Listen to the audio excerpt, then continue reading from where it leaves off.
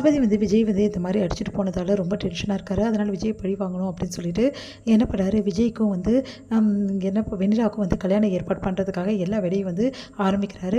எல்லாக்கிட்டையும் சொல்கிறாரு, கண்டிப்பாக வெண்ணிலாவுக்கு விஜய்க்கு கல்யாணம் நான் நடத்தி காட்டுவேன், அதனால் கல்யாணம் ஏற்பாடு எல்லாமே பண்ணுறேன், விஜய் வர வச்சுறேன், எப்படியாவது வந்து விஜய் வெண்ணிலா கழுத்தில் தாலி கட்ட வைக்கணும் அப்படின்னு சொல்லிட்டு பிளான் போகிறாரு. அதன்படி எல்லாரையும் கூப்பிட்டு வந்து பேசுகிறாரு. வெண்ணிலா வந்து இந்த கல்யாணம் நடக்குமா, விஜய் கழுத்தில் தாலி கட்டுவாரான்னு சொல்லிட்டு கேட்குறாங்க. கண்டிப்பாக கட்டுவார், நீ கவலையே படாத அப்படின்னு சொல்கிறாங்க.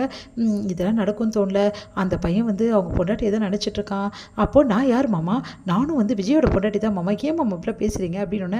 இங்கே பாருமா, நீ சொல்கிறது கரெக்டு தாம்மா, இருந்தாலும் அந்த பொண்ணு தான் அவன் நினச்சிட்டு இருக்கும்போது எப்படிமா அப்படின்னு. அதெல்லாம் நடக்கும், நீங்கள் கவலைப்படாதீங்க, விஜய் வெண்ணா கடுத்த தாலி கட்டினோன்னே காவேரி ஒதுங்கிடுவா, காவேரி இதுக்கப்புறம் ஏதாவது வந்தாளா, ஏதாவது வந்து பேசினாலா, ஒன்றும் கிடையாது, அவங்க அம்மா வீட்டில் தானே இருக்கா, இவ்வளோ பிரச்சனை நடந்து கூட வராதவ இதுக்கப்புறமா வரப்போகிறா, அதனால் அந்த பொண்ணு ஒதுக்கிட்டா, நீங்கள் கவலைப்படாமல் சந்தோஷமாக கல்யாணத்துக்கு உண்டான ஏற்பாடு எல்லாத்தையும் பண்ணுங்க அப்படின்னோடனே உடனே வந்து குழப்பத்திலே இருக்காரு வெண்ணிலாவோட மாமா. சரிங்க அப்படின்னு சொல்கிறாரு. வெண்ணிலா ரொம்ப சந்தோஷமடைகிறாங்க. வெண்ணிலா உங்களுக்கு ட்ரெஸ்ஸு, அதுக்கப்புறம் வந்து எல்லாமே வந்து நகை உட்பட எல்லாமே நாங்களே எடுத்து கொடுத்துட்றோம், உங்களுக்கு எந்த பிரச்சனையும் இல்லை அப்படின்னா, அதெல்லாம் ஒன்றும் வேண்டாம் அப்படின்றாங்க. அதெல்லாம் கிடையாது, என் தங்கச்சிக்கு அக்காவுக்கும் நான் எடுத்து கொடுக்க மாட்டேன்னா, அந்த மாதிரி தான் அவங்கள சிஸ்டராக தான் நினைக்கிறேன் அப்படின்னு சொல்லிட்டு ராகினி வந்து அவங்களுக்கு ட்ரெஸ்லாம் எடுத்து கொடுக்குறேன்னு சொல்லிட்டு போகிறாங்க. அடுத்து வந்து இங்கே என்ன பண்ணுறாரு, விஜய் ரொம்ப டென்ஷனாக இருக்கார். எப்படியாவது காவேரி வீட்டில் வந்து பேசணும், இவங்களை எப்படியாவது ஊருக்கு அனுப்பணும் அப்படின்னு சொல்லிட்டு யோசிக்கிறாரு. இங்கே வெண்ணிலாவோட மாமா வந்து கால் பண்ணி வந்து விஜய்க்கு வந்து இந்த மாதிரி வர சொல்கிறாரு. உங்ககிட்ட வந்து வெண்ணிலா முக்கியமாக பேசணுன்றா, நாங்கள் ஊருக்கு போயிடலான் இருக்கோம், அதை பற்றி பேச தான் கூப்பிட்றோம் அப்படின்ற மாதிரி ஏமாத்துறாங்க. விஜயும் வந்து நம்பி போகிறாரு. இங்கே வந்து தாத்தா யோசிக்கிறாரு, இவங்க இப்படி திடீர்னு எப்படி ஃபோன் பண்ணுவாங்க அப்படின்னு சொல்லிட்டு தாத்தாவுக்கு சந்தேகம் வருது. தாத்தாவும் கிளம்பி கோயிலுக்கு போகிறாரு. இங்கே வந்து விஜய் கோயிலில் வந்து பார்த்தா அதிர்ச்சி அடைகிறாரு. பார்த்தா வெண்ணிலா அலங்காரம்லாம் பண்ணியிருக்காங்க, வந்து கல்யாணம் பண்ணிக்க சொல்லி வற்புறுத்துறாங்க. இதை கேட்டு விஜய் செம்மையாக டென்ஷன் ஆகிறாரு. உடனே வந்து அங்கே இருக்கிறவங்ககிட்டலாம் பேசுகிறாரு, இந்த கல்யாணத்துக்கு நான் சம்மதிக்க மாட்டேன், யாரை கேட்டு இதெல்லாம் பண்ணீங்க அப்படின்னோடனே, இதில் என்னப்பா இருக்குது, உன் பொண்டாட்டி தான் இல்லைல்ல, எங்கள் பொண்ணு ஏற்றுக்கினா என்ன தப்பு இருக்குது, எங்கள் பொண்ணுக்கு அடுத்த தாலி கட்டுப்பா அப்படின்னு சொன்னோன்னே செம்மையாக டென்ஷனை, உனக்கு கொடுத்ததெல்லாம் பார்த்தா அதான் இன்னும் கொடுக்கணுமா, எவ்வளோ திமுரு தான் இந்த மாதிரி வேலையெல்லாம் பண்ணியிருப்பீங்க, நான்லாம் கண்டிப்பாக வந்து இதெல்லாம் நான் சம்மதிக்கவே மாட்டேன் அப்படின்னு சொல்லிட்டு செம்மையாக திட்டி விடுறாரு. எல்லாருமே அவர் வற்புறுத்திட்டு இருக்காங்க. வெண்ணா வந்து செம்மையாக மிரட்டுறாங்க.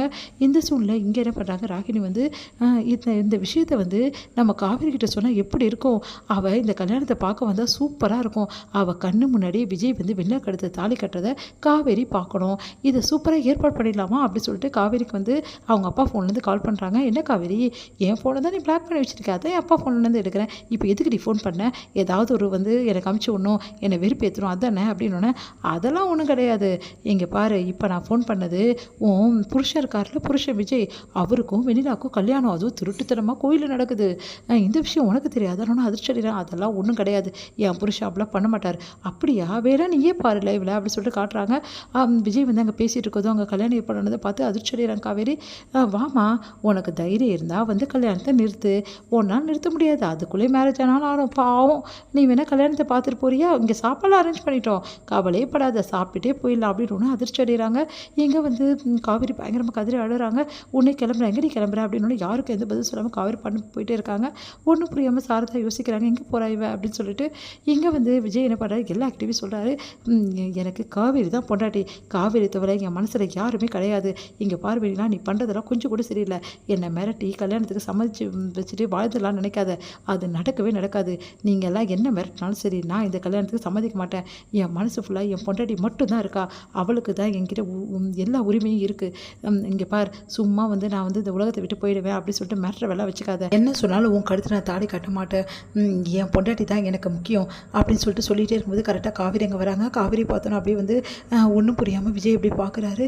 காவேரி வந்து அப்படியே பார்த்துட்டு கண் கலங்குறாரு. காவேரி போய்ட்டு அப்படியே விஜய் கிட்டே நிற்கிறாங்க. காவேரி பார்த்துட்டு விஜய் சொல்கிறாரு, நான் உனக்கு துரோகம் பண்ண மாட்டேன் காவேரி, இவங்க என்ன சொன்னாலும் சரி, நீ தாண்டி எனக்கு எல்லாமே அப்படின்னு எனக்கு தெரியாதாங்க அப்படின்னு சொல்லிட்டு காவேரி சொல்கிறாங்க.